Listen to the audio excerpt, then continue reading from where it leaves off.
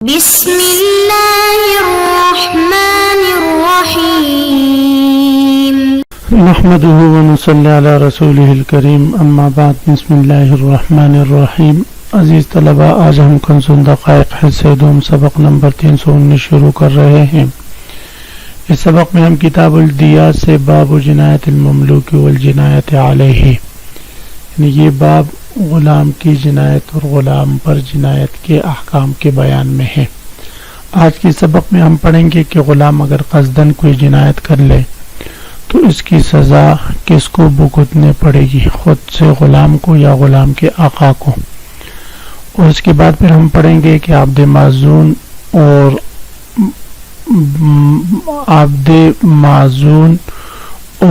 وہ باندی جو معزونہ فی تجارت ہو، ان اگر کوئی جنایت کر لے تو ان کا ضمان کس پر آئے گا۔ عزیز طلبہ، تو آتے ہیں کتاب کی طرف۔ سب سے پہلے ہم عبارت پڑھتے ہیں: عبد قطع ید حر عمدا ودفع الیہ فحررہ فمات من الید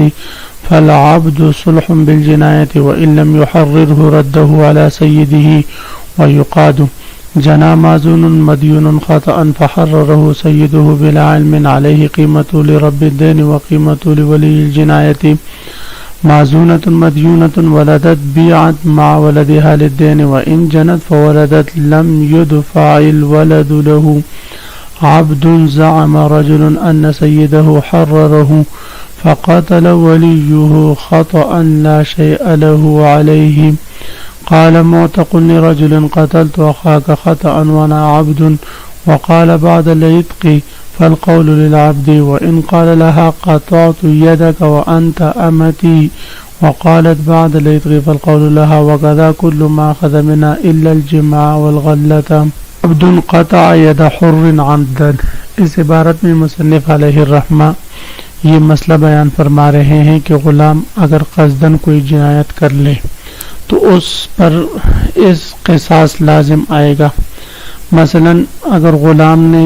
آزاد آدمی کا ہاتھ قصداً کاٹ لیا تو پھر ہاتھ کاٹنے کے بعد غلام نے مولا نے اس غلام کو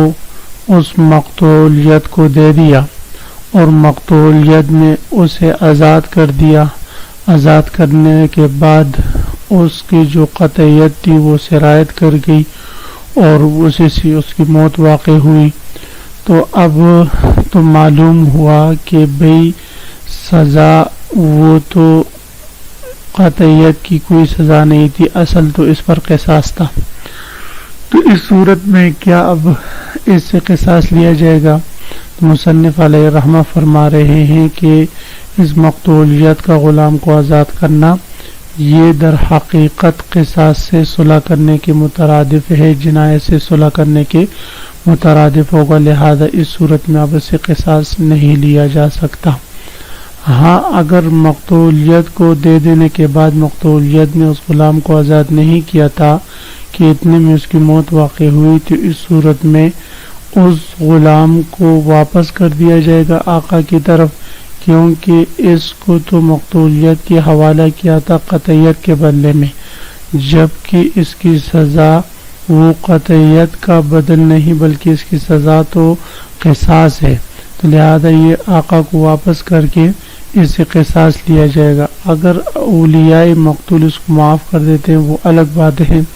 لیکن اس کی سزا جو ہے وہ موت ہی ہے۔ تو مصنف علیہ الرحمہ فرما رہے عبد ایسا غلام ہو قطع ید حر جس نے آزاد آدمی کا ہاتھ کاٹا عبدن قصدن ودفع الیہ اور وہ غلام اس کی طرف دے دیا گیا، حوالہ کر دیا گیا مقتولیت کو، فحررہ مقتولیت نے اس کو آزاد کر دیا، فمات من الید اور وہ مقتولیت اسی ہاتھ کے زخم سے فوت ہو چکا، فالعبد صلح بالجنایت تو یہ غلام جو ہے یہ اس مقتولیت کے قبضے میں صلح بالجنایت ہوگی، اس جنایت کے بدلے میں یہ صلح شمار ہوگی، لہذا اس سے قصاص نہیں لیا جا سکتا۔ وَإِن لَمْ يُحَرِّرْهُ اگر ابھی تک اس مقتولیت نے غلام کو آزاد نہیں کیا تھا اور وہ فوت ہو چکا تو رد علی سیدہ، تو اس صورت میں معلوم ہوگا کہ بھئی اس کو جو مقتولیت کے حوالے کیا تھا قطعیت کے بدلے میں، تو قطعیت کی کوئی سزا نہیں تھی، اس لیے اصل سزا تو قصاص ہے، لہذا اس کو رد مولا کی طرف لوٹا دے، علی سیدہ اس کے مولا کی طرف، ویقاد اور اس سے قصاص لیا جائے گا۔ جنا معزون مدیون خطأ فحرره سیدہ بلا علم علیہ قیمت لرب الدین وقیمتہ لولی الجنایت۔ اس عبارت میں مصنف علیہ الرحمہ یہ مسئلہ بیان فرما رہے ہیں کہ عبد معزون اس غلام کو کہا جاتا ہے جس کو تجارت کی اجازت دی ہو مولا نے۔ اگر کسی غلام کو مولا نے تجارت کی اجازت دے دی اور وہ مدیون بن چکا، عبد معزون پر اتنا قرضہ چڑھا کہ اب لوگوں کے اس پر قرضے تھے، مثلا اس کی قیمت 1,00,000 روپے تھی اور 1,00,000 روپے اس پر قرضہ چڑھا، اور اسی دوران اس عبد معزون نے کسی کو خطأً قتل بھی کر دیا یا خطأً مار دیا، تو فرماتے ہیں کوئی بھی جنایت کر لی خطأً، تو اس صورت میں اگر جنایت کا علم نہ ہو مولا کو اور وہ اس کو آزاد کر دیں، تو فرماتے ہیں مولا پر اب 2 قسم کے تاوان لازم ہوں گے، ایک تو دائنین کا قرض اس پر لازم ہوگا، اور اسی طرح جو جنایت جو کی ہے تو ولی جنایت کو اس جنایت کا تاوان دینا بھی مولا پر لازم ہوگا۔ کیوں بھئی؟ وجہ یہ ہے کہ مولا نے اس غلام کو آزاد کر کے 2 قسم کے حقدار لوگوں کا حق ضائع کیا ہے، ایک تو دائنین کے جو اپنے دین کے حقدار تھے اس غلام کے رقبہ کے ساتھ، کہ اس غلام کے رقبہ کو فروخت کر کے وہ اپنا دین کل یا بعض وصول کر سکتے تھے، اسی طرح ایک تو وہ اس نے ضائع کر دیے اس کو آزاد کر کے، دوسرا ولی جنایت اپنی جنایت کا بدل اس غلام کو بیچ کر کے لے سکتا تھا، تو اس نے آزاد کر کے وہ جو ہے ان کا حق بھی ضائع کر دیا۔ تو اب مولا جو ہے وہ اس غلام کی قیمت دے دے گا ولی جنایت کو اور دائنین کو کہ اس کی آزاد کرنے کی وجہ سے۔ تو فرماتے ہیں جنا معزون مدیون، اگر عبد معزون اور مدیون نے جنایت کی، مراد عبد معزون سے جس کو تجارت کی اجازت دی ہو، اگر عبد معزون نہ ہو تو پھر یہ صورت نہیں ہوگی۔ خطأً جنایت کی فحررہ سیدہ، سید نے اس کو اجازت آزاد کر دیا، بلا علم جنایت کے علم کے بغیر، اس کو معلوم نہیں تھا کہ اس نے جنایت کی، علیہ قیمتہ، تو اس مولا پر اس غلام کی قیمت لازم ہوگی، لرب الدین صاحب دین کے لیے، وقیمتہ اور اس غلام کی قیمت لازم ہوگی لولی الجنایت ولی جنایت کے لیے۔ معزونۃ مدیونۃ ولدت بیعت ما ولدها للدین، صورت مسئلہ یہ ہے عزیز طلباء کہ ایک باندی ہے مدیونہ ہے معزونہ ہے، ایک باندی ہے جو معزونہ ہے جس کو تجارت کی اجازت دی گئی ہے، اور اسی طرح وہ مدیونہ ہے اس نے تجارت میں نقصان اٹھا کر اپنے گردن پر دین بھی لازم کر دیا لوگوں کا، تو وہ معزونہ مدیونہ ہے۔ یہ معزونہ مدیونہ اگر بچہ جن لے اور بچہ جننے کے بعد اس معزونہ مدیونہ کو اس بچے سمیت دین کی ادائیگی کے لیے بیچا جائے گا، اگر اس کے اپنے رقبہ سے دین کی ادائیگی ممکن ہو تو کافی ہوگا، اس کے بچے کو بھی فروخت کیا جائے گا، لیکن اگر یہی معزونہ مدیونہ جنایت کر لے اور جنایت کے بدلے میں اس کو تو بیچا جا سکتا ہے لیکن اس کے بچے کو نہیں بیچا جا سکتا۔ دونوں میں فرق کیا ہے عزیز طلبہ؟ تو دونوں میں فرق آپ کی کتاب کے حاشیہ میں مصنف علیہ الرحمہ ذکر کرتے ہیں کہ دین کی صورت میں اس معزونہ مدیونہ کو اور اس کے بچے دونوں کو فروخت کیا جا سکتا ہے، جبکہ جنایت کی صورت میں دونوں کو فروخت نہیں کیا جا سکتا، صرف معزونہ مدیونہ کو فروخت کر سکتے ہیں، بچے کو نہیں۔ تو ان دونوں میں فرق یہ ہے کہ پہلی صورت میں یباع الولد فی الدین، دین میں بچے کو بیچا جاتا ہے، ولا یدفع فی الجنایت، جبکہ جنایت میں جو ہے بچے کو نہیں بیچا جا سکتا۔ وجہ یہ ہے کہ ان الدین وصف حکمی فیہا، کہ دین جو ہے وہ تو وصف حکمی ہے، اور واجب فی ذمتہا جو اس معزونہ مدیونہ کے ذمہ میں واجب ہو چکی ہے، متعلق برقبت اور اس کے رقبے سے متعلق ہے، فیسری الی الولد لہذا یہ وصف حکمی اس کے بچے کی طرف مفضی ہوگی، سرایت کرے گی، جس طرح کی ولد مرہونہ ہے، بخلاف جنایت کے کہ جنایت کا جو موجب ہے وہ مولا کے ذمہ دینا واجب ہے، اس باندی کے ذمہ نہیں ہے، تو لہذا جب مولا کے ذمہ واجب ہے تو اب وہ جو حق ہے وہ بچے کی طرف سرایت نہیں کرے گا، فلا یسری الی الولد بچے کی طرف سرایت نہیں کرے گا۔ تو اس لیے مصنف علیہ الرحمہ فرما رہے ہیں معذونۃ مدیونۃ، معذونہ مدیونہ باندھی ہے، ولدت اس کا بچہ ہو گیا، بیعت مع ولدہا للدین تو اس کو بیچا جائے گا ولد سمیت دین کی ادائیگی کے لیے، وَإِن جَنَتْ فَوَلَدَتْ لیکن یاد رکھیں عزیز طلبہ اس بچے کی بات ہو رہی ہے جو بچہ دین لاگو ہونے کے بعد ہوا ہو، اگر دین لاگو ہونے سے پہلے اس معذون مدینہ کا بچہ ہے تو اس کو نہیں بیچا جائے گا۔ وَإِن جنت اگر اس باندی نے جنایت کی، فولدت پھر اس کے بعد اس نے بچہ جنا، لم یدفع الولد له تو اس صورت میں بچہ ولی جنایت کو نہیں دیا جائے گا۔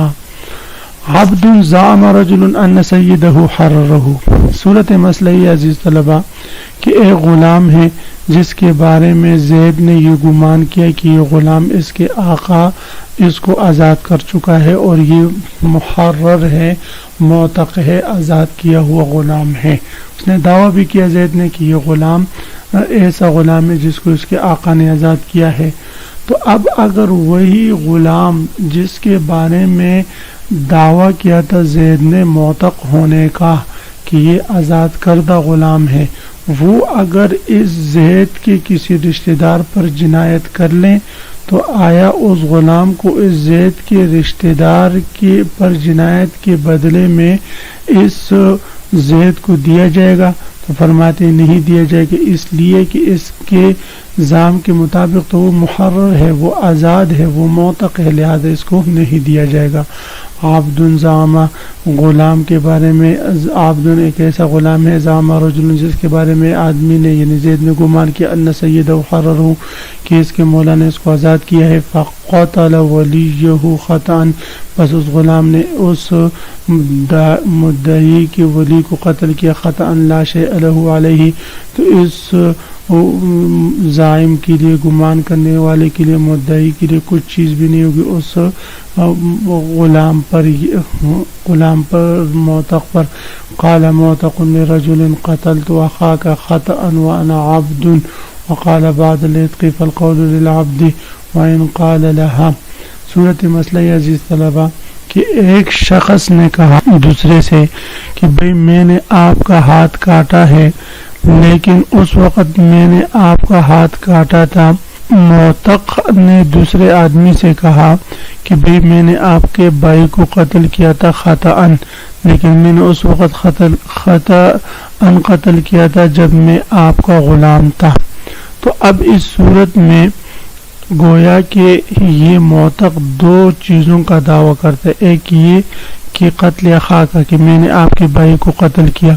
دوسرا اس کا دعویٰ کر رہا ہے کہ میں نے خطأ قتل کیا تھا جب میں آپ کا غلام تھا۔ تو اب خطأ قتل کے دعویٰ کا مطلب یہ ہوا کہ گویا اس نے قتل کیا ہے اور اب اس بھائی کی قتل کی جو دیت ہے وہ اس معتق پر ہونا چاہیے، لیکن ساتھ اس نے کہا وَأَنَا عَبْدٌ میں غلام تھا، تو مطلب یہ ہے کہ یہ اب اپنے مولا پر یعنی اپنے عاقلہ پر جو ہے وہ دیت کو لازم کر رہا ہے۔ تو اس صورت میں فرماتے ہیں کہ معتق جو ہوگا اگر اس کا مولا کہے کہ بھئی تو نے یہ جنایت بعد العتق کی ہے تو فرماتے اس صورت میں غلام کا قول معتبر ہوگا۔ غلام کا قول کیوں معتبر ہوگا؟ اس لیے کہ یہ جو مولا ہے یا معتق جو ہے وہ یہ کہنا چاہتا ہے کہ بھئی آپ نے جنایت کی ہے اور آپ پر دیت لازم ہے، اور غلام اس کا منکر ہے کہ بھی میں نے حالت عبدیت میں یہ کیا ہے، تو لہذا قول منکر کا معتبر ہوگا۔ قال معتق، معتق تاکہ فتح کے ساتھ یہاں پر معتق نے کہا کسی آدمی سے قتل تو خطأ، میں نے آپ کے بھائی کو خطأ قتل کیا، وَأَنَا عَبْدٌ اور حال یہ تھا کہ میں غلام تھا، وقال بعد العتق اور اس نے کہا نہیں بھئی آپ نے تو عتق کے بعد قتل کیا ہے، فالقول للعبد تو قول غلام کا معتبر ہوگا۔ عزیز طلب، اسی کے ساتھ آج کے سبق کا اختتام ہوا۔ آج کے سبق کا خلاصہ یہ ہوا کہ ہم نے سب سے پہلے پڑھا کہ اگر غلام جنایت کر لے قصدن تو اس کا تاوان اسی پر آئے گا۔ پھر ہم نے پڑھا کہ اگر عبد معزون مدیون جنایت کر لے، پھر ہم نے پڑھا معزونہ مدیونہ باندی اگر جنایت کر لے۔ اس کے بعد ہم نے غلام کے اقرار سے متعلق مسائل پڑھے۔ آپ حضرات اس کو خوب غور سے سنے سمجھے۔ اللہ ہم سب کا حامی و ناصر و آمین۔ وآخر دعوانا ان الحمدللہ رب العالمین۔